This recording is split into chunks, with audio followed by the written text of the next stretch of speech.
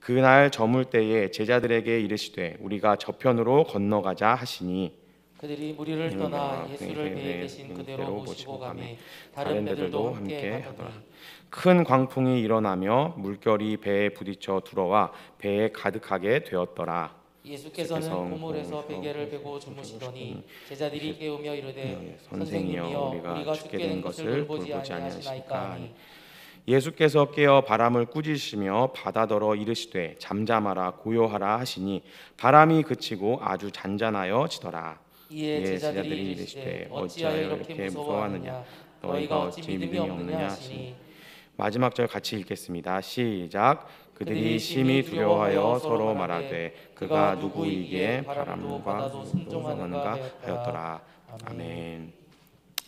오늘 우리가 함께 살펴본 본문은 이 갈릴리 호숫가에서 군중들에게 말씀을 전파하시고 예수님께서 이제 저녁이 되어서 다른 편으로 건너가서 다른 마을에서도 복음을 전파하시려고 이제 장소를 옮기시는 모습을 볼 수가 있습니다. 그래서 우리가 뒤에 이제 나오는 성경을 보면 이제 거라사인의 지방으로 이제 가시는 것을 알 수가 있는데요. 예수님께서 이제 이 복음을 전하는 사역을 마치시고 예수님도 이제 피곤하셨는지 이 가는 배에서 잠이 드셨습니다. 그런데 이 예수님께서 타고 계신 이 배가 예수님께서 잠들어 계신 이 배가 풍랑을 만났습니다.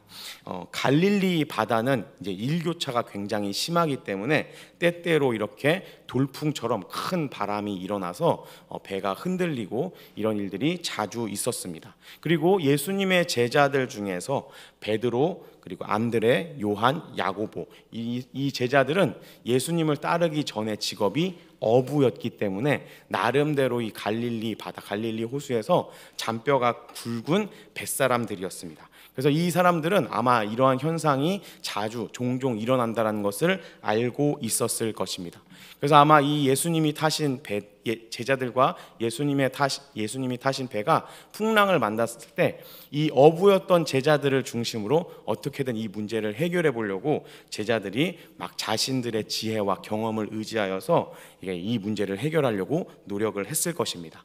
그러나 이 제자들의 예상과는 다르게 사태는 점점 심각해지고 도저히 이제 자기들의 경험과 자기들의 능력으로는 이 풍랑에서 빠져나올 방법이 없고 목숨이 위태롭고 이제 배가 물에 잠길 만한 아주 엄청난 지경에 이르러서 제자들은 예수님께 도움을 청합니다. 그래서 주무시고 계셨던 예수님을 깨워서 예수님께 이러이러한 상황이니까 우리를 도와주세요. 우리가 죽도록 내버려 두실 겁니까 주님? 이렇게 예수님을 깨웁니다. 그래서 그 잠에서 깨신 예수님이 딱 오시더니 잠잠해라 고요해라 이 한마디 말로 이 풍랑을 잠재우는 모습을 우리가 이 본문에서 살펴볼 수가 있습니다.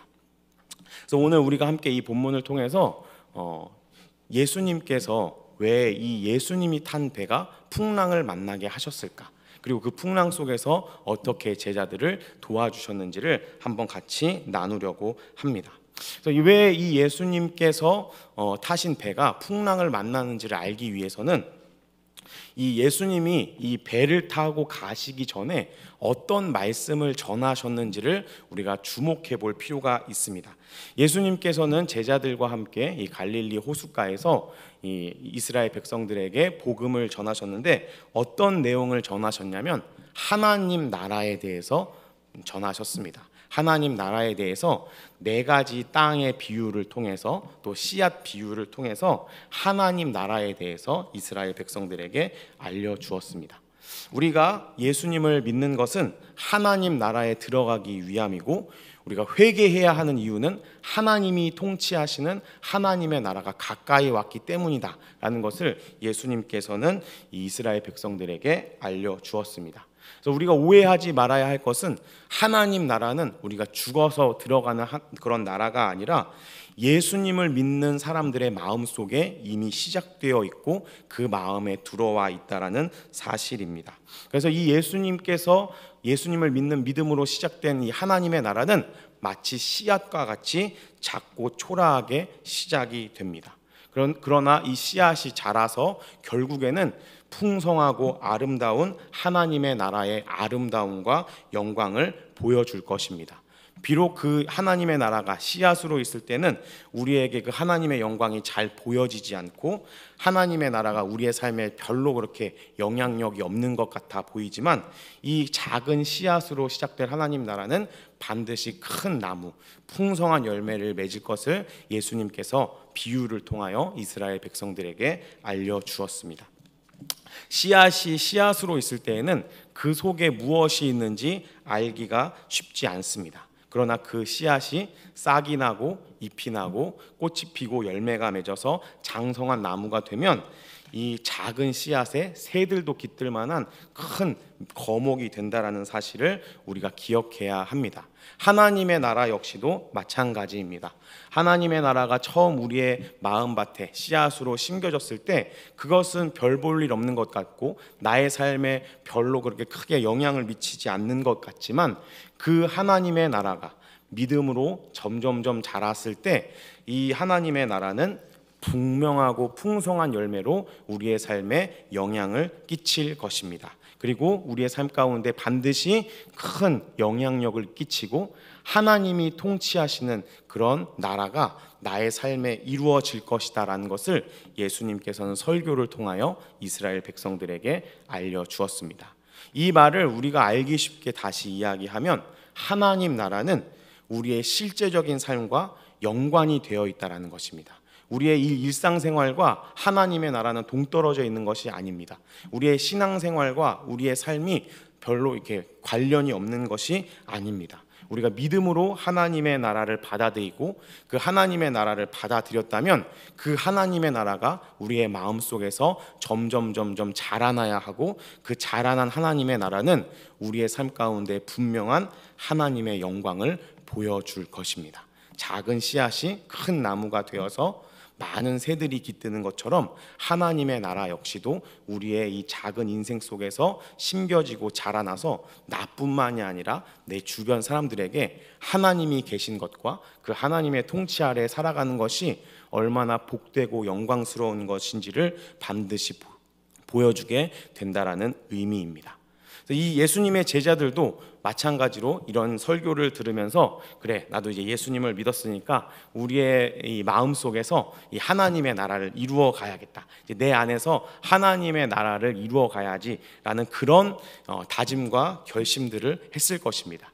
예수님께서 이 사역을 할 때 제자들과 함께 사역하신 것을 보면 예수님께서는 꼭 말씀을 전하시고 그 말씀을 실습할 수 있는 기회를 제자들에게 주었습니다. 오늘 우리가 함께 읽은 이 본문 역시도 예수님께서 제자들에게 하나님 나라에 대해서 증거하시고, 그럼 내가 너희들에게 그 하나님의 나라가 어떤 것인지, 하나님의 통치 아래 산다는 게 어떤 것인지 너희들이 삶으로 직접 체험으로 경험할 수 있게 해줄게 라고 이제 실습 차원에서 일으키신 사건이라고 이해할 수가 있습니다. 만일에 오늘 우리 제자들이 만났던 풍랑이 베드로와 안드레와 요한과 야고보가 이 뱃사람들이 자기들이 어느 정도 통제가 가능하고 자기들이 해결할 정도의 약하고 작은 풍랑이었다면 이들은 결코 예수님에게 도움을 청하지 않았을 것입니다. 자신들의 경험을 의지해서 뱃머리를 틀고 또 돛을 걷고 이러면서 이 자신들이 했던 예전의 방식을 따라서 문제를 해결하였을 것이고 예수님께 도움을 구하지 않았을 것입니다. 그러면 이 제자들은 예수님의 통치를 받으면서 이루어지는 하나님의 나라가 어떤 것인지, 하나님의 주권이 과연 우리의 삶에 어떻게 이루어지는지 아마 실제로 체험할 수 있는 기회를 얻지 못하였을 것입니다. 그래서 예수님께서는 이 하나님 나라의 능력을 제자들이 실제로 체험하게 해주시기 위해서, 그리고 그 하나님의 능력을 체험한 후에 더욱더 이 제자들이 확신을 가지고 하나님 나라를 위해 살고 이 하나님의 나라를 나만 알고 누리는 것이 아니라 이 만 백성들에게 전파하는 사명을 갖게 하기 위하여서 이 풍랑을 만나게 하셨습니다.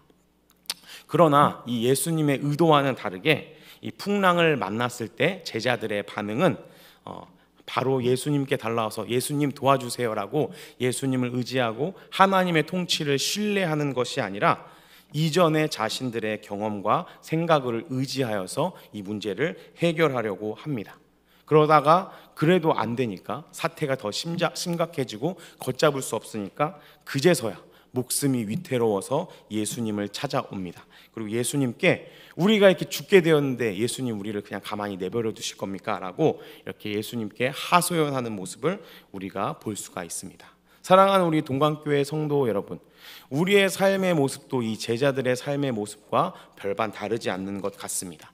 우리 역시도 설교 말씀을 통해 하나님의 말씀을 통하여서 하나님 나라에 대해서 매주 듣습니다. 그리고 그 하나님의 나라의 주인이 예수 그리스도라는 사실을 우리는 늘 말씀을 통하여서 기억합니다.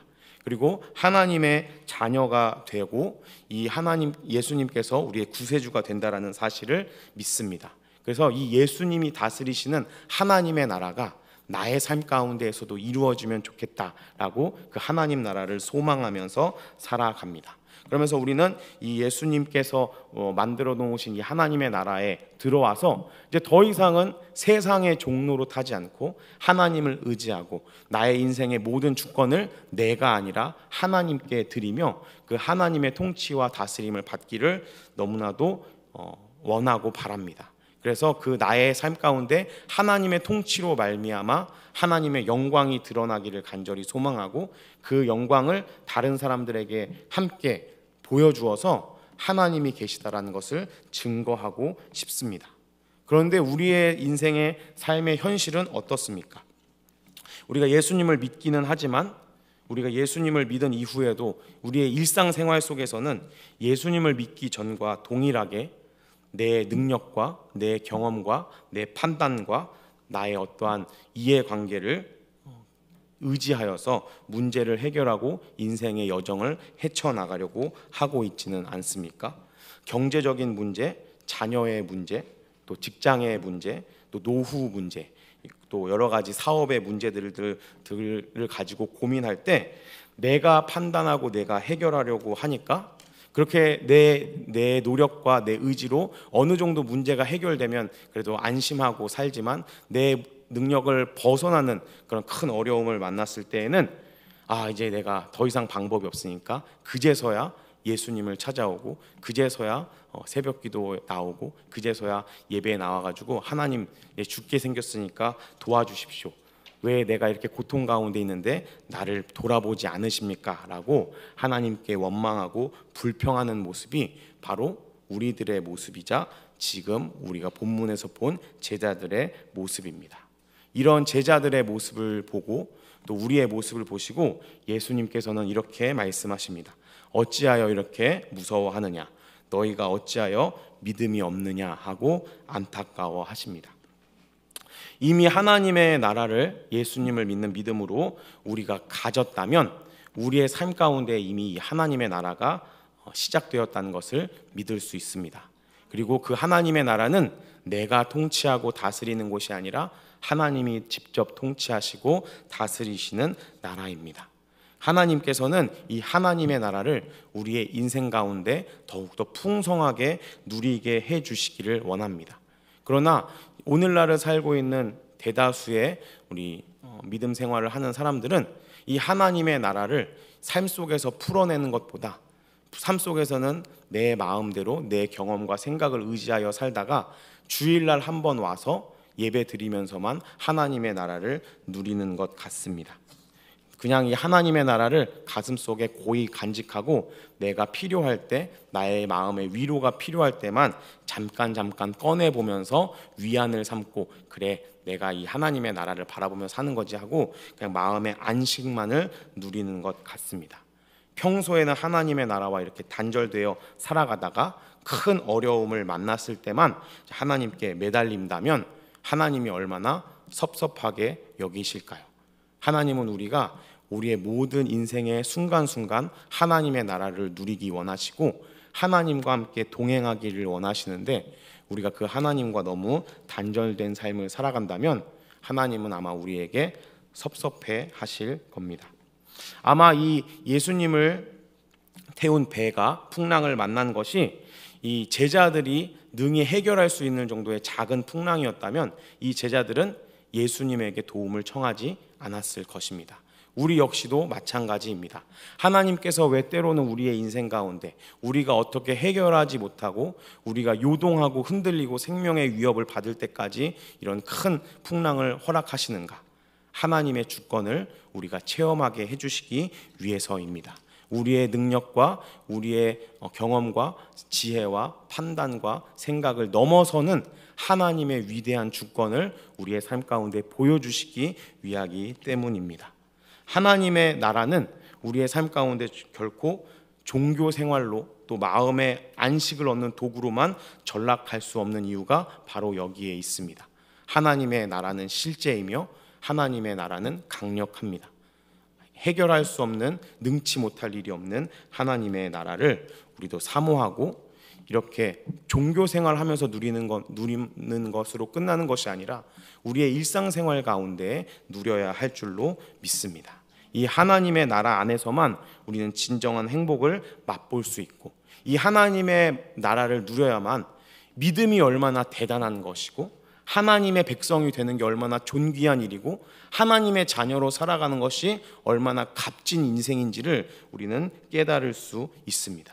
이 하나님의 나라를 경험할 때만 우리의 주인이 되시고 만물의 창조주가 되신 예수님이 얼마나 위대하고 존귀하신 분이신지 우리는 진짜 깨달을 수 있습니다. 사랑하고 축복하기는 우리 모든 성도님들의 모든 인생의 삶 가운데 생활 속에서 이 하나님의 능력과 이 하나님의 사랑을 경험하게 되시기를 축복합니다. 하나님의 이 힘있고 깊은 은혜를 삶 속에서 누리며 하나님 나라와 함께 살아가는 우리 모든 동강교회 성도님들이 되시기를 예수님의 이름으로 축복합니다. 우리가 신앙생활을 하다 보면 초반에는 이런 실수를 하게 됩니다. 왜냐하면 하나님의 나라가 예수님의 비유처럼 처음에는 작은 씨앗과 같기 때문입니다. 작은 씨앗과 같고 또 갓 튀어난 새싹 같은 이 하나님의 나라가 과연 나의 삶에 얼마나 영향을 끼치겠어? 라는 그런 의심의 마음이 우리에게 있기 때문입니다. 하지만 그 씨앗은 때가 되면 자라나서 나무가 됩니다. 우리가 나무 아래에서 그늘에서 이 뜨거운 햇빛을 피할 수 있듯이 예수님을 믿는 믿음으로 말미암아 하나님의 나라는 우리의 마음속에서 자라납니다. 그리고 그 하나님의 나라는 반드시 우리의 삶 가운데 크고 풍성한 은혜로, 크고 풍성한 결실로, 크고 많은 열매로 맺혀질 것을 하나님께서는 약속하셨습니다. 그러면 우리가 해결해야 할 문제가 있습니다. 그럼 어떻게 하면 이 하나님의 나라가 우리의 삶 가운데 자라나게 할 수 있을까요? 이 작은 씨앗과 같은 이 하나님의 나라가 어떻게 하면 자라나고 잎을 맺고 꽃을 맺고 나무로 자라날 수 있을까요? 그것은 아주 간단합니다. 풍랑을 감지했을 때 예수님께 도움을 청하면 됩니다.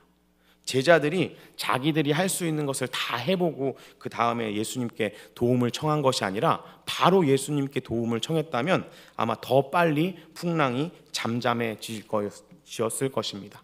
예수님이 한마디 말씀하시니까 거친 풍랑이 잠잠해졌습니다. 우리가 어떤 일을 하든지 어떤 문제를 만나든지 그 문제를 예수님께 가지고 나가야 합니다. 예수님께 도움을 청해야 합니다. 그리고 여쭤봐야 합니다. 예수님, 어떻게 이 문제를 해결하면 좋을까요? 그리고 예수님께서 우리에게 지시하시는 대로 그대로 순종하며 따르면 됩니다. 이 예수님은 말씀으로 천지를 창조하신 분이십니다. 예수님의 말씀 한마디로 풍랑이 잠잠해집니다. 해가 있으라고 하니까 2000년이 지난 이 시간 동안 지금까지도 해가 있고 만물에 생육하고 번성하라고 우리에게 인간에게 말씀하신 그 명령이 오늘날까지 여전히 유효한 것처럼 이 하나님의 말씀은 어떠한 세력도 거스를 수가 없습니다. 하나님의 말씀은 반드시 이루어집니다.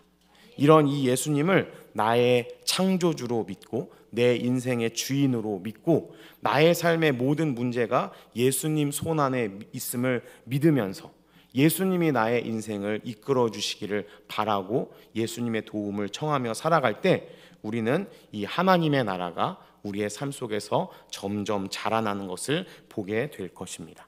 그리고 이런 예수님을 의지하여서 문제들을 해결하고 하나님의 나라가 자라나는 경험을 통하여서 어느새 우리도 모르게 하나님의 나라가 나의 온 삶을 뒤덮고 있는 모습을 보게 될 것입니다. 물론 이 완전한 하나님 나라의 모습은 우리가 죽어서 혹은 나중에 이제 새하늘과 새 땅이 이 땅에 이루어졌을 때 누리게 됩니다. 하지만 이 하나님 나라의 내용은 이미 우리의 삶 가운데 시작된 줄로 믿습니다. 예수님을 믿는 믿음으로 하나님의 통치와 다스림이 시작되었습니다. 하나님의 나라는, 예수님께서 시작하신 이 하나님의 나라는 처음부터 크고 강력하게 임하는 것이 아니라 처음에는 작은 씨앗처럼 시작되지만 예수님을 믿는 믿음을 따라 점점점 자라납니다. 마가복음 4장 20절에 보면 이런 말씀이 있습니다. 제가 읽어드리겠습니다. 좋은 땅에 뿌려졌다는 것은 곧 말씀을 듣고 받아 30배나 60배나 100배의 결실을 하는 자니라. 아멘. 말씀을 듣고 순종하면, 말씀을 받아서 순종하면, 실천하면 30배, 60배, 100배로 커져가는 것을 예수님께서는 분명히 말씀하셨습니다. 이 하나님의 말씀의 능력으로 말미암아 우리의 일상생활은 변하게 될 것이고 우리의 일상생활 가운데 하나님의 통치와 다스림이 임할 줄로 믿습니다. 사랑하는 우리 동관교회 성도 여러분, 우리의 인생 가운데 여러 가지 문제들이 찾아올 때가 많이 있습니다. 혹시라도 우리 성도님들 가운데 능력이 출중하고 또 지혜가 많아서 어지간한 문제로는 흔들리지 않는 그런 강하신 분들도 있겠지만 우리 대부분은 우리의 인생에 찾아오는 아주 사소한 문제로도 넘어지고 낙심할 때가 많이 있습니다. 이런 우리의 문제들 속에서 내가 여전히 내 방식대로 또 나의 능력으로 그것을 풀려고 하면 아무런 답도 얻을 수 없습니다. 여전히 내가 내 능력과 경험과 판단을 의지하여서 헤쳐나가려고 한다면 결국 오늘날 이 제자들처럼 목숨이 위태로운 지경에 빠질 수밖에 없습니다. 그리고 그제서야 우리는 또 예수님을 찾게 됩니다. 사랑하는 우리 예수님은, 우리를 사랑하시는 예수님은 우리의 영혼에만 관심이 있고 우리의 일상생활에는 전혀 관여하지 않는 분이 아니십니다. 우리가 예수님을 우리의 구세주로 믿는다면 예수님은 우리의 영혼을 구원해 주실 뿐만이 아니라 우리의 삶 가운데에서도 우리의 주인이 되어 주시고 문제를 해결해 주시는 분이십니다. 우리보다 앞장서서 우리의 인생 가운데 찾아오는 문제들을 헤쳐나가게 해주시고 그 문제를 해결해 주시는 분이라는 것을 믿으시기를 바랍니다. 이 예수님과 함께 우리의 일상생활 가운데 하나님 나라의 능력이 발현되기를 소망합니다. 예수님은 우리가 이 세상을 살면서 걱정하고 근심하고 두려워하면서 초조하고 불안하게 살기를 원하지 않습니다. 만일에 생각해 보십시오. 아주 부자 아빠가 있는데 그 부자 아빠의 자녀들이 먹을 것을 걱정하고 또 입을 것을 걱정하고 돈 걱정을 하면서 살까요? 저는 아니라고 생각합니다. 부자 아빠가 있다면 그 자식들에게 부자 아빠가 돈 자랑하면서 이건 내가 죽어서 너희들한테 유산으로만 남겨줄게 하고 살아있는 동안에는 쫄쫄 굶기면서 살게 하지 않을 것입니다. 우리 하늘 아버지는 이 세상 만물을 가지신 풍성한 하나님이십니다. 모든 것을 가지신 분이 우리가 힘들고 어려워할 때, 우리가 약하고 모자랄 때 우리를 외면하지 않으실 줄로 믿습니다. 예수님도 마찬가지입니다. 예수님께서는 하늘과 땅의 모든 권세가 예수님께 있다라고 말씀하십니다. 그러나 예수님께서 이 땅은 어차피 저주받아서 이제 심판받아야 되니까 여기에서는 이렇게 너희들이 고생하고 고난만 받으면서 살다가 나중에 죽어서 천국에 와. 그러면 내가 그때 도와줄게 라고 예수님은 절대 하시지 않습니다. 오늘 내가 씨름하고 있는 이 문제에 대해서 예수님께서는 두려워하지 말라고 분명히 말씀하십니다. 그 문제를 내게 가지고 오라고 말씀하십니다. 예수님께서 해결해 줄 테니 나에게 맡기고 내 가르침대로 순종하며 살아가라고 우리에게 도전하십니다. 제자들 역시도 이 풍랑을 만났을 때 이 풍랑의 문제를 예수님께 맡겼더니 예수님께서 해결해 주셨습니다. 그런 믿음을 가지고 살아가기를 바랍니다. 히브리서 4장 16절에 보면 이러한 말씀이 있습니다. 우리 같이 한번 읽어볼까요? 시작. 그러므로 우리는 국륜을 하심을 받아 따라 돕는 은혜를 얻기 위하여 은혜의 보좌 앞에 담대히 나아갈 것이니라. 아멘. 예수님께서는 우리에게 은혜를 주시고 때에 따라 돕는 은혜를 허락해 주십니다. 구하는 자에게 반드시 주십니다. 우리는 그 은혜를 사모하면서 자격 없고 비록 연약하지만 담대하게 예수님의 은혜의 보좌 앞에 나아가야 할 줄로 믿습니다. 하나님의 나라는 우리의 삶 가운데, 우리의 일상생활 가운데 이루어지고 있다는 사실을 믿으시기를 바랍니다. 우리가 어떤 일을 만나든지 걱정하지 않아도 될 이유는 예수님이 다스리고 계시기 때문입니다. 그리고 그 예수님은 자기에게 도움을 청하는 그분의 자녀를 외면하지 않으십니다. 오늘 이 본문에 나오는 제자들처럼 같은 실수를 반복하지 않는 우리가 되기를 축복합니다. 말씀을 맺으려고 합니다. 그럼 저는 어렸을 때부터 신앙생활을 한 모태 신앙을 가진 사람으로서 사실 이런 본문을 볼 때 늘 의문을 가졌습니다. 저는 한 번도 예수님과 하나님의 존재에 대해서 의심해 본 적이 없고, 하나님과 예수님이 이 세상 모든 것들을 다 자기 마음대로 하실 수 있는 분이라는 것을 한 번도 의심해 본 적이 없습니다. 그런데 제가 이 성경 본문을 읽을 때마다 늘 의문점이 들었습니다. 예수님이 타고 있는 배라면, 그리고 내가 믿는 그 모든 것들을 다 마음대로 하실 수 있는 분이라면 예수님이 탄 배는 풍랑을 만나지 않아야 되는 것이 아닌가?